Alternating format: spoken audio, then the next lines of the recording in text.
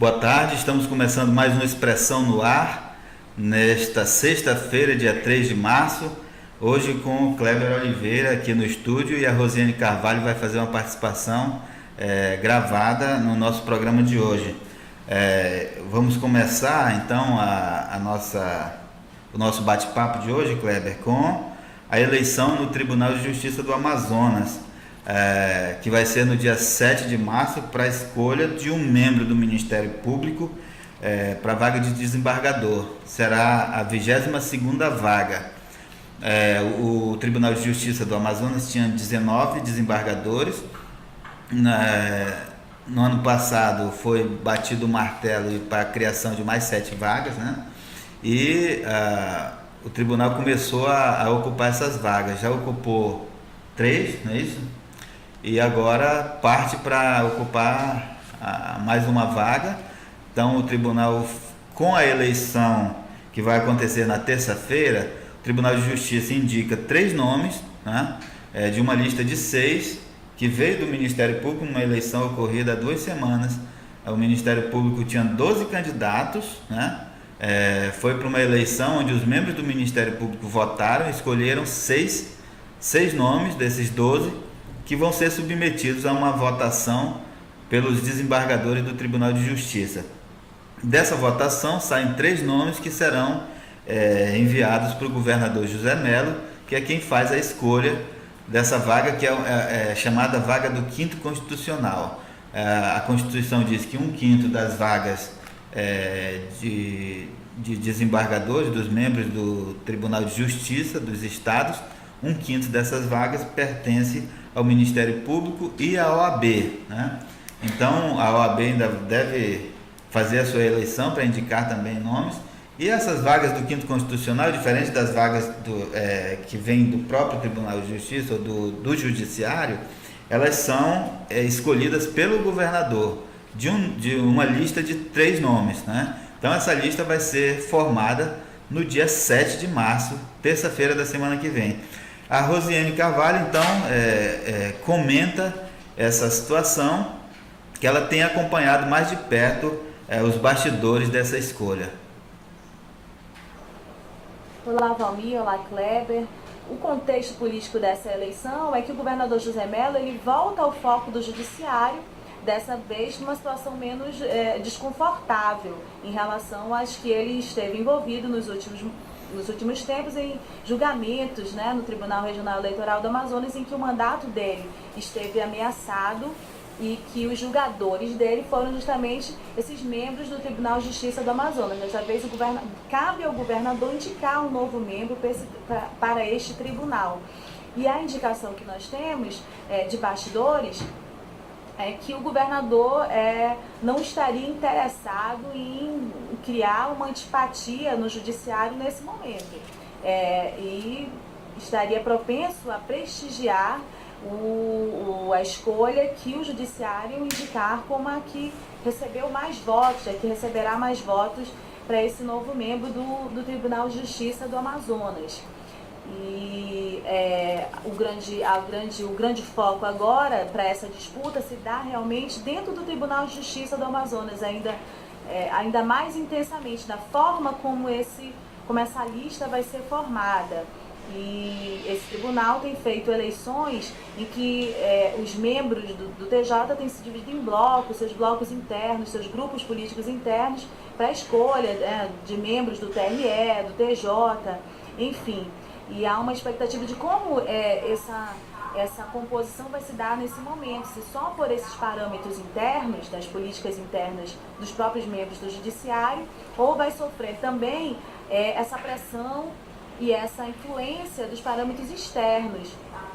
E a gente publicou uma matéria no site ontem da proximidade de vários desses candidatos do Ministério Público a essa vaga com agentes políticos do estado do Amazonas, né? E um dos candidatos, por exemplo, que tem tirado o sono da maioria dos candidatos é o procurador Hamilton Saraiva, pela proximidade dele e simpatia que ele tem do ministro do STJ, Mauro Campbell, né? E entre entre os candidatos, há uma indicação que o ministro Mauro Campbell teria muita influência entre os membros do TJ e poderia aí favorecer, de certa forma, ser um bom cabo eleitoral do Hamilton Saraiva. Pesa contra ele justamente esse mesmo fator, porque o ministro Mauro Campbell ainda é visto, inclusive pela imprensa nacional, como uma pessoa, um nome muito próximo do senador Eduardo Braga, que é aí um adversário político do governador José Mello. Então a gente vai verificar aí os desdobramentos desse cabo de guerra de forças políticas e dessas conjunturas dos grupos jurídicos, mesmo internos do Tribunal de Justiça, já na terça-feira, nessa nova eleição que vai indicar a lista tríplice para a escolha do governador José Mello.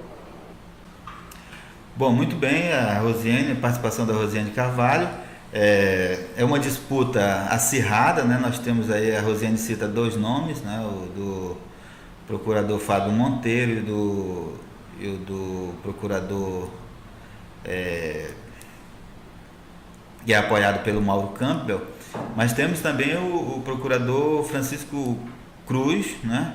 Que corre por fora aí também, pode levar ainda essa vaga, porque tem aí, se ficar entre os três, tem chances, porque foi inclusive secretário do governador José Mello, né? A gestão do governador José Mello. Mas a gente vai acompanhar de perto essa eleição. Na terça-feira, então, a eleição, está marcada a eleição no Tribunal de Justiça do Amazonas, onde vão ser escolhidos os 3 nomes que vão ser encaminhados para o governador. Um outro assunto, Kleber, que a gente vai discutir hoje é o caso de Manacapuru. Uma matéria polêmica que nós publicamos no último domingo, né, em que a reportagem mostra que quase 40% dos eleitores em algumas sessões eleitorais na zona rural de Manacapuru, nas eleições de 2016, não conseguiram, a urna não conseguiu ler o nome deles, o nome não, a digital, né, a impressão digital.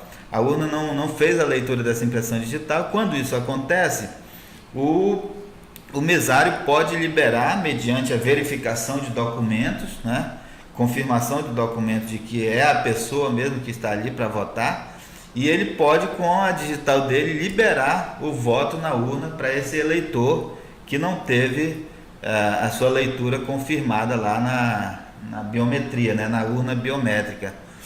E o Tribunal Superior Eleitoral avaliava ali como 5% de possibilidade de socorrer. Aí, como aconteceu em muitas urnas em Manacapuru, isso chamou a atenção, né? Inclusive foi denunciado por uma das chapas lá, até a Polícia Federal disse que não tem investigação aberta sobre isso, mas é um assunto que preocupa. E a Rosiane também comenta esse assunto. Vamos ouvir. A questão da liberação biométrica por meio do mesário, portanto, sem a leitura da biometria do eleitor, né, que é apontada aí como uma evolução do sistema eleitoral, de forma a identificar individualmente cada eleitor e diminuir as possibilidades de fraude de urna, aconteceu justamente o contrário, que é para ser uma exceção apontada pelo site do Tribunal Superior Eleitoral para a eleição de 2016, com expectativa de que apenas 5% dos eleitores em cada urna apresentassem problemas na leitura da biometria. A gente verificou com os dados do próprio Tribunal Regional Eleitoral do Amazonas que em algumas urnas de Manacapuru isso chegou a quase 40%. Foram muitas as urnas em que esse problema ultrapassou 20%, né, de leituras. Urnas cuja votação foi encerrada depois das 5 horas, quase 7 horas algumas urnas. Então, uma série de questionamentos, de questões que levantam dúvidas e precisam de respostas urgentes da Justiça Eleitoral do Amazonas. O Amazonas atual tentou informações mais pormenorizadas a respeito dessa votação em Manacapuru. Até agora nenhuma delas foi respondida pelo Tribunal Regional Eleitoral do Amazonas, e é preciso que a Justiça Eleitoral compreenda a necessidade dos questionamentos. a própria melhoria e confiabilidade desse sistema de votação, né? Então é preciso que esses questionamentos sejam feitos, sim, é preciso que a própria Justiça Eleitoral se faça esses questionamentos, porque se houve, no mínimo, problemas técnicos na identificação desses eleitores, é preciso se dar resposta, por que isso aconteceu, e de forma a evitar problemas futuros ou qualquer possibilidade de ameaça à segurança do voto em Manaus, no interior do Amazonas e nas zonas rurais de todo o Amazonas. Então é isso, eu termino meu comentário por aqui e até a próxima participação no Expressão no Ar, na próxima sexta-feira. Então, Kleber, o que a gente pode dizer, além do que a Rosiane já disse a respeito dessa questão de Manacapuru? Ali tem uma questão interessante, Valmir. Já está provado que na questão técnica da tecnologia, a urna, por enquanto, é inviolável, né? Não se tem registro, notícias de que houve casos de hacker que teriam invadido a urna eletrônica.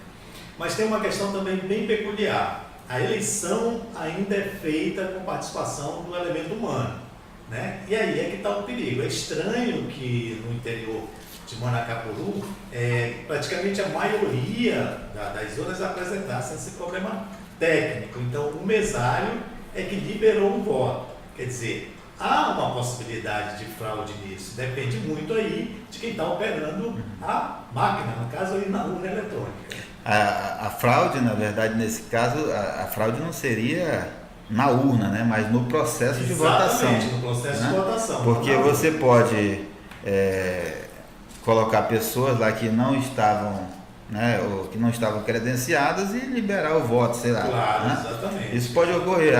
Apresentou um documento, assinou ali. E isso acontecia antes da urna eletrônica, né? Exatamente.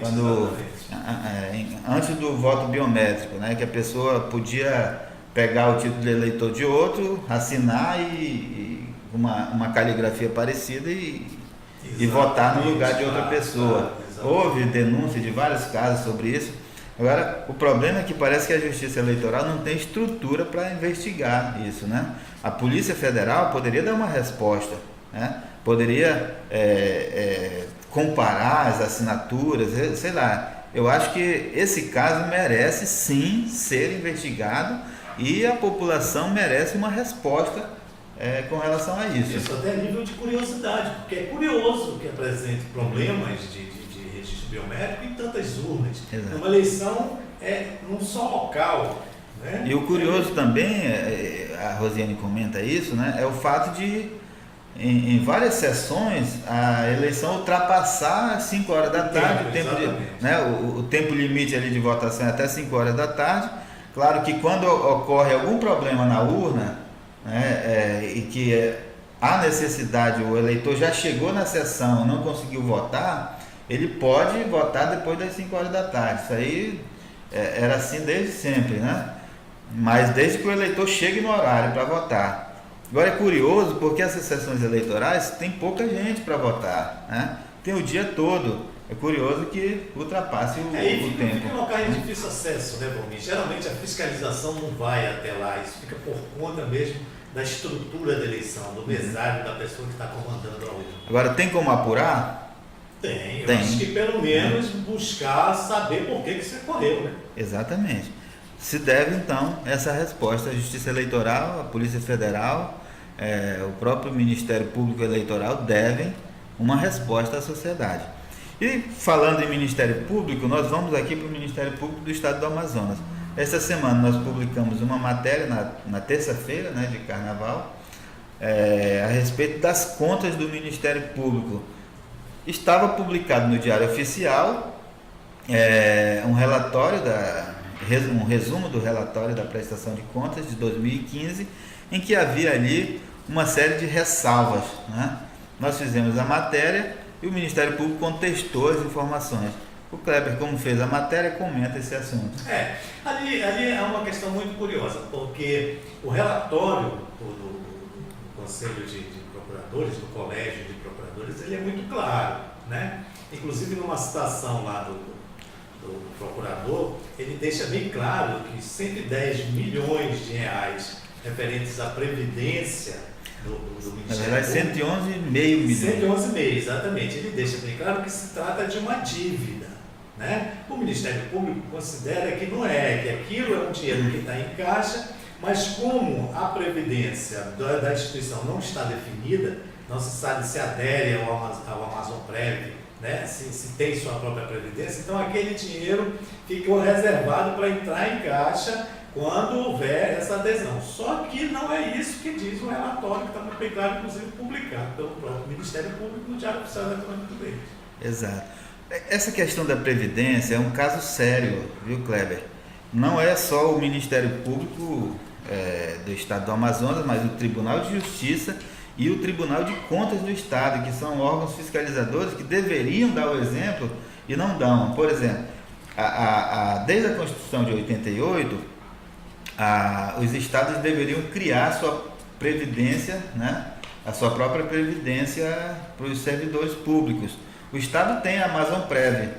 O Ministério Público era para estar na Amazonprev também, recolhendo a contribuição dos servidores e dos membros do Ministério Público e repassando esses recursos para o Amazonprev. E o Amazonprev é que faria o pagamento da aposentadoria dos membros do Ministério Público e de seus funcionários. A mesma coisa o Tribunal de Contas do Estado e o Tribunal de Justiça. Nenhum dos três fazem. Exatamente. Né? Nenhum dos três aderiram ainda à Amazonprev até hoje. E essa situação foi denunciada pelo deputado Serafim Correia em 2015, quando ele assumiu o cargo de deputado estadual na Assembleia Legislativa. Na época nós fizemos matérias aqui, tanto o Tribunal de Justiça quanto o Ministério Público, quanto o TCE disseram que estavam providenciando essa adesão ao Amazonprev, mas até hoje não fizeram. E por que não fazem? Porque principalmente os membros do Ministério Público querem receber a aposentadoria pelo próprio Ministério Público, né? Por quê? Porque todas as vantagens que o Tribunal de Justiça e o Ministério Público dá aos membros da ativa também é estendido para os inativos, né, os aposentados. Então, uma vez que você adere ao sistema previdenciário do Estado, você fica sujeito à política previdenciária de mercado. Então, isso é mais um daqueles casos de regalia e privilégios que os órgãos, as instituições públicas querem para si, né? Eles querem garantir que seus vencimentos sejam os mais altos possíveis. Essa é a grande questão. Pois é, então, contrariando o relatório do Ministério Público, uma nota que nós publicamos aqui no site, foi uma nota resposta à matéria publicada pelo Amazonas Atual. Nós publicamos na íntegra essa nota do Ministério Público que diz que não tem, ele considera que são apenas recomendações e que essas recomendações estão sendo providenciadas, né? E se tratando de um órgão de fiscalização das contas públicas, o correto é que nem existissem essas recomendações nas próprias contas desse órgão. Exatamente, para quem é o fiscal da lei, como ele se autodenomina, né? O Ministério Público é o fiscal da lei, qualquer irregularidade é um problemão que precisa ser resolvido, né? Exatamente. Então é isso, Expressão no Ar fica por aqui. A gente agradece a participação do Kleber hoje, da Rosiane Carvalho, que está viajando, né, mas gravou um vídeo e mandou para a gente. E agradecemos também a sua companhia e a sua audiência. Muito obrigado, até o próximo Expressão no Ar.